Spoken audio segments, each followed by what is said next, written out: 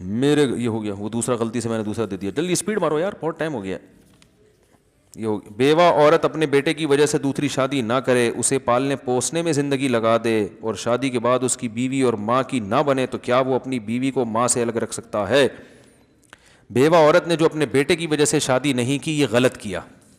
اس بارے میں ایک حدیث پیش کی جاتی ہے ابو داؤد کی, کہ جو عورت اپنے بچوں کی وجہ سے شادی نہیں کرے گی قیامت کے دن میرے ساتھ ہوگی. یہ حدیث صحیح نہیں ہے اور دوسری نصوص کے خلاف بھی ہے. قرآن میں بے نکاحوں کو نکاح کی ترغیب دی ہے, اس میں بیوہ بھی داخل ہیں, طلاق یافتہ بھی داخل ہیں, مرد بھی داخل ہیں, عورتیں سب داخل ہیں اس میں. تو جو بھی بغیر نکاح کے ہو اس میں قرآن نے اس کو ترغیب دی ہے کہ وہ کلے زندگی, بولو بھائی, اکیلے زندگی نہ گزارے. تو اور احادیث میں بھی.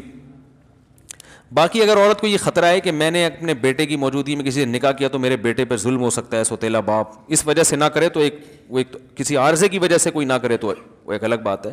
لیکن بہرحال عورت کو ترغیب یہی ہے. اب یہی ہوا ہے نا, انہوں نے خود شادی نہیں کی, ان کو شوہر نہیں ملا, مزید اولاد بھی نہیں ملی.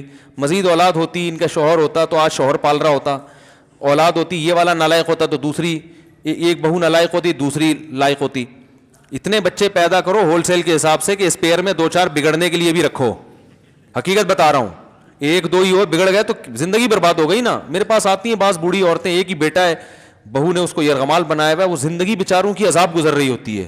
میں ان کو یہ کہتا تو نہیں کہ یہ کہ آپ نسل روکنے کا عذاب ہے, کیونکہ اور بیچاری پریشان ہو جائیں گی. بعض دفعہ قدرت کی طرف سے بھی اولاد نہیں ملتی, لیکن آج کل تو خود سے روکی جا رہی ہے. اس کا پھر خمیازہ بھگتنا پڑتا ہے بڑھاپے میں, سمجھ رہے ہیں؟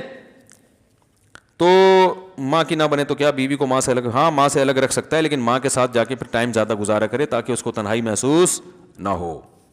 مفتی صاحب, شریعت کے مطابق حق مہر کتنا ہونا چاہیے؟ جو میاں بیوی میں آپس میں طے ہو جائے, اس میں شریعت نے کوئی پابندی نہیں لگائی ہے.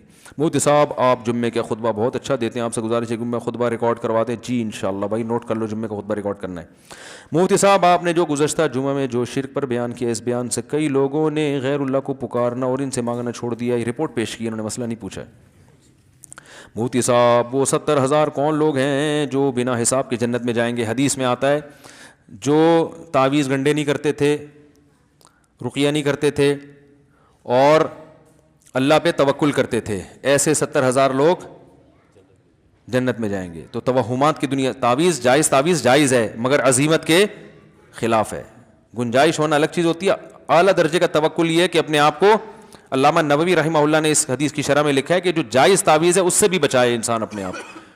دعاؤں پہ فوکس کرے, دعا, جب کوئی کام بگڑ جائے تو اللہ سے دعا مانگے, بس یہ زیادہ بہتر ہے.